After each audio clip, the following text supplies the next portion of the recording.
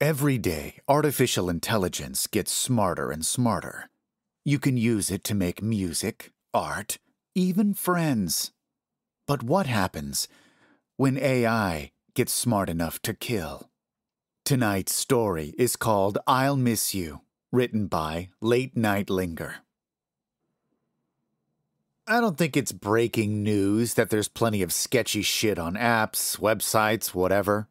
Companies collect our information, use our cameras and microphones and who knows what else, on the grounds of tailored marketing. I'd count myself in the informed and indifferent category of app users. I know this, and honestly, I don't really care. With every app I use, I expect to get targeted ads as a side effect of blindly accepting the terms of use. That wouldn't scare me. But that's not what happened. It was always the convenience that kept me downloading content on my phone that I knew compromised my personal privacy. My alarm clock app is no different. I'm pretty sure it uses my microphone for no discernible reason, but I can also set a year's worth of alarms at once. I can also choose my own music for the alarm, which really beats the preset ringers on my phone. The app even has one of those AI generators that makes up motivational sayings after you dismiss the alarm, so that in the morning I always get a "follow your own path" or "dreams are seeds to joy." It's also AI, so there's a solid mix of "count friends like toes" and "control your heart" that provide a giggle in the morning. These little messages showed up after every alarm, and honestly, I stopped reading the notes within a few weeks of using the app. They were so often nonsense and always of no importance, so it just became an ignored feature. Every now and then I'd catch the tail end of some inspirational gibberish while my working memory held the words in my semi-conscious brain, but I didn't exactly care what they said. So the first time one of the messages came up, I didn't get a good look at it, but something in my lizard brain caused the hairs on my arms to prickle. I brushed it off, figured I hadn't quite rubbed the sleep from my eyes, and shook the fog out of my brain. I woke up to the tinkling sound of piano that was currently my alarm. Sunlight was already shining through the east-facing window, splaying rainbows around the room as the rays hit a sun catcher hanging in the window. I let the music play for a moment as I arched my back and stretched my arms over my head.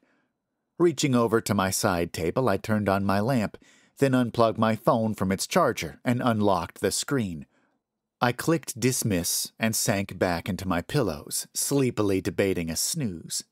As I automatically skipped the AI quote of the day, I saw the last couple words. "Miss you." I frowned and furrowed my brow, curious now about the quote I had skipped. Still, the morning light was growing stronger and my time was limited, so I rose and began my routine. But I couldn't quite shake an odd feeling that had set in as I brushed my teeth, ate my breakfast, and prepared for work. I didn't tell anyone about it because there was nothing to say. I thought I might have seen something kind of weird from an AI on my app. Not exactly conversational gold. And I forgot about the whole incident by the next day, going on about my life, using my alarm without thought every morning. It was probably 3 months before I got another morning message that caught my attention. The summer sunrise was beginning to give way to the later rising fall sun, and my alarm went off while the horizon was still only beginning to shift from dark blue to gray. Rising in the later months of the year was always so much harder. The cold air and resting sun demanded a few more minutes under the covers. The room was dark, and I reached out 2 or 3 times in vain for my lamp before giving up and following the sound of piano music until I found my phone. As I dismissed the alarm, I squinted at the screen and its lone source of light in the dimly lit room. That was why I'm certain I know what this message said. I was staring into the screen as it popped up. I read it 2 or 3 times, just to be sure I wasn't too groggy to process the writing. I'm going to miss you. It wasn't unreasonable to assume the AI just came up with this, but it still gave me the shivers. I recalled, for the first time in months, the morning I'd first noticed the strange farewell message and ignored it. The AI usually didn't repeat messages since they were randomly generated. But then again, it also didn't usually say such foreboding phrases at 6 a.m. I lay in bed a moment longer, any heat from the rising sun seeming to seep out of the room. Closing the app and turning on my lamp, I quickly dressed and stored my phone in my pocket.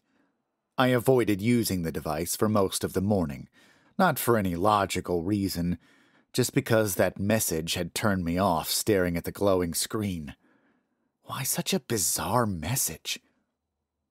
Still, AI is notoriously bizarre. They call it artificial for a reason. You can't just create a mind that understands all the subtleties of human language and communication. This thought calmed me, and I went about my day, though the message was still in the back of my mind.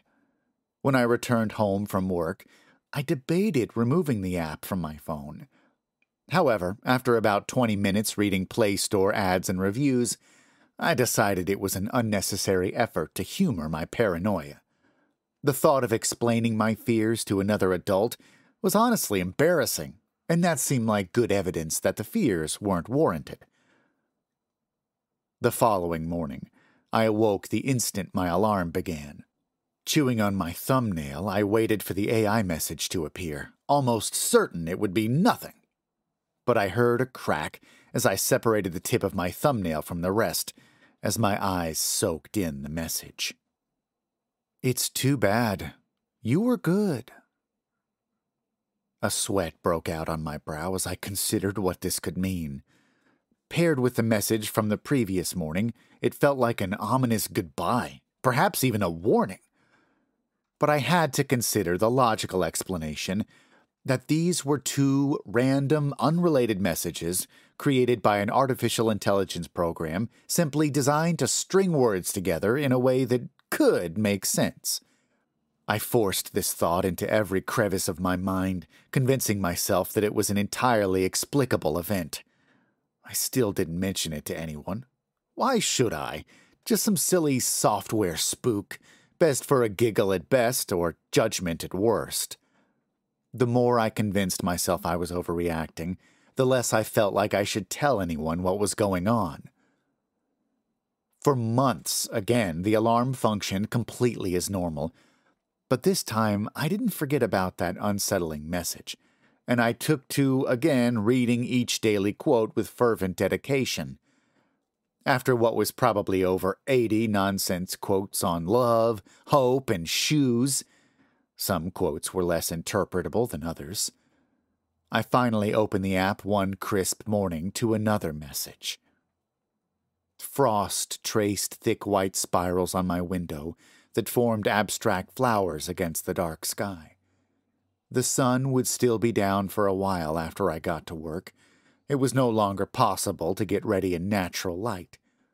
It would be an hour into my workday before the light even got bright enough to illuminate the sun catcher in the window. I reached out blindly for my cell phone, finding it by ear, and using the screen to find my lamp.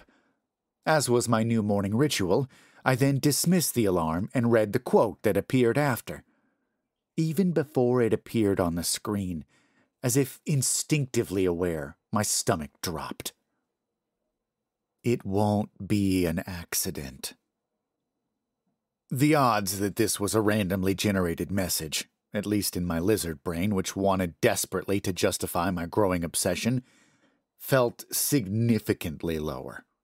Worse than following the creepy theme of the other messages, it seemed to suggest a morbid premonition. I had a thought to take a screenshot of the foreboding message, and then, as if defensively, the message timed out. For a long moment I remained in bed, body tensed, waiting for something. My eyes glanced around my surroundings with a paranoid suspicion, searching for threats in the shadows. When I finally convinced my frozen body to draw back the blanket, the rush of cold air seemed to snap me out of my trance. Quickly, I dressed in a warm sweater and jeans, barely remembering to brush my teeth and tame my hair before leaving the house. I receded into my mind for the rest of the day, giving one-word answers to typical conversation starters, and taking lunch in my car. I tried to approach the situation with a reasonable level of skepticism, despite my growing anxiety. I checked through my search history to look for searches referring to travel. Not planning a trip, this was obviously a dead end. Next, I looked for more subtle things, like anything referring to a cleanse from my social media. Maybe the AI was clever enough to see this and think I would stop using it soon. I had mentioned it briefly in an Instagram post a few months prior, but never followed through. This seemed like another dead end. Finally, I searched for anything related to accidents or injury. The breadth of this search showed a mention or two of muscle pain and a stubbed toe. Nothing recent or significant enough to justify the most recent message. I didn't seem to be influencing the AI in any way I could see through my own online behavior. So I decided to Google it. Maybe someone else had experienced or was still experiencing something similar.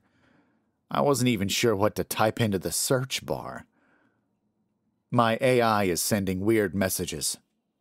Not specific enough, and just led to a bunch of crap about AI conspiracies. Although I was beginning to think that might be the part of the internet I was looking for. Alarm app AI glitch. I waded through a few ads and unrelated articles before stumbling on a Reddit forum titled Evil Alarm. Within seconds of scrolling, I realized I wasn't the only one. Far from it. The forum was full of posts about my app, all complaining about similar, startling, and even downright frightening morning messages akin to the ones I was receiving. Several posts mirrored my own first message, "I'll miss you." The messages always seemed to change from there, notably never to the benefit of the poster. One post detailed a woman who used the app for years, only to wake up to, "You'll bleed so much." My face paled as I read her final comment on her own post, nearly 8 months old. "I'm more than freaked out at this point and deleted the app about a week ago. I don't think it matters. My old alarm just keeps going off, and the messages just keep getting worse. Yesterday I got, 'I don't think it will hurt too much,' and this morning it said, 'Are you ready?' I'm going to get a new phone today. I don't think there's another choice. This must be some sick virus attached to the app." There were plenty of other users asking for updates since, and despite seeming to be very active in the community before, the user was now silent. I know that with any other help-seeking forum, this suggests that the person had their question answered and has moved on to other parts of the internet. But I had a very hard time convincing the rock in my stomach that this was the case. After my lunch break, I told my boss I was sick. After my quiet behavior and slightly extended lunch hour, he eyed me with suspicion from behind his desk. He pressed for a doctor's note, and I waved in flippant acknowledgement, already leaving his office with my eyes to my phone. After a hand-trembling, mind-racing drive home, I knew that I had to delete the app. Maybe I would buy a physical alarm like they had in the olden days, nice and vintage, with nothing intelligent about it but the design. Nothing that could ever conceivably find a way to communicate with me. Without hesitation, the app was gone, and I had found another, albeit significantly less consumer-friendly, app to replace it. Setting the alarm sound to the most obnoxious beeping I could find, I closed the app and fidgeted with my device. As an afterthought, I went into my library of music and removed the piano that had been my previous alarm music. The finality of the action felt legitimate, yet hollow. I expected a surge of relief, But all I was left with was a nagging curiosity. Would the app continue to function, the ghost of its programming buried deep in the software of my phone? Would I still wake tomorrow to a message implying my impending demise, or would this be the end? Filling the evening with mostly pacing and failed attempts to distract my thoughts, I fell asleep early. My dreams were plagued with the gliding of fingers on piano keys, a once relaxing sound made dizzying by association. I threw my phone into an ocean, ran it over with a truck, burned it in a fire the size of my apartment building, and still the alarm never stopped ringing. I swear I heard the noise the entire night, until it finally awoke me in the early hours of the morning. The noise of tinkling piano keys that should have been removed from my phone forever. Instinctively, I grabbed my phone and stared at the screen as I disabled the alarm that substituted the harsh beeping I'd selected from the new crap app the night before. As if I'd never done a thing, the alarm gave way to the AI message. Make your arrangements. I swore and threw my phone across the room. It had to be a hack, a virus like they said on Reddit. Donning sweatpants and a sweater over my unwashed frame, I placed the phone gingerly in the outer pocket of my purse. I tried to ignore the buzzing in my chest, the roiling in my stomach that threatened to give way to nausea. The daily tool seemed a filthy vessel for something else now. I thought of all the sensitive information that may be at risk if this was a hacker, and latched onto that as a source of my queasiness. I made my way to the closest mobile store, realizing on the way that I hadn't even washed. Deciding I didn't care about anything, really, I pushed onward. I was willing to pay any sum of outstanding payments, or even switch providers, as long as I could get this soiled device out of my possession. When I arrived, already agitated and overly eager to be rid of my old phone, the store had just barely opened. A middle-aged man with a nearly full cup of coffee smiled at me as I approached the counter, arm already outstretched with an undamaged mobile. "I need a new phone," I said simply, rolling the sleeve of my hoodie between my thumb and index finger as I avoided eye contact. "Okay. Do you want to put a new phone on an existing contract or the whole deal?" He had a quizzical but friendly tone, and I looked at him briefly, eyes apologetic. "Whichever's faster. I just really need a new one." I was suddenly very aware of my unwashed hair, the smell of morning breath every time I spoke. In one of the polished glass panes behind the desk, I caught a ghost image of my appearance. I zipped up the front of the hoodie a couple inches and shrugged deeply into its folds. "Yeah, of course. We can probably switch you over." We did the very classic new phone conversation. I had to pay off the difference in price on this phone if I wanted a new one. I'd had the phone for a while, so before long and with only a measly $600 spent, more payments to come and an increase to my monthly plan, I was in the clear. As I walked home, dragging fingers through my knotted hair, I glanced at the new device. The salesman had said I could take the old device, but I happily refused. Since it was in perfect working order, other than possibly being corrupt by an evil application, though I omitted that, he'd given me $60 cash for it. Glancing at the unmarked screen, I made a mental note to buy a phone case for whatever new model I'd ended up buying. In my urgency, I hadn't thought much about protecting the new phone, as much as getting rid of the old one. I slipped the phone delicately into my purse in the inner pocket to avoid any contamination with the pocket touched by the previous device. I slept well that night. Better than I'd expected, as the anxiety had never fully subsided, even as I added my desired contacts and apps. No alarm. I would take my chances with my natural sleep schedule for now. But we both know I wouldn't be writing here if this was the end of the story, and you can probably guess what happens next. I awoke, at first, with the normalcy that exists only in dreams, to the sound of piano keys. The phone was in my hand before I opened my eyes to the hazy, dim light of the winter morning. The sky outside was glowing a soft, almost plush-looking shade of navy as the clouds enjoyed their extra hours without the sun. And the AI message followed, as always, after the alarm. 24 hours left. Ready? And that was it. I already checked my phone. The app isn't downloaded, and it's brand new, down to the SIM card. New number, not even connected to any of my social media yet. So, I guess I have 24 hours to ask, what the hell do I do next? Make sure you stay safe on the internet, and be careful about which apps you download. Not every threat out there is human. If you enjoyed tonight's story, please upvote it at the links below in the description. Alternatively, there's also a donation link below for the author. Please leave a like on this video and subscribe for more horror stories like this one.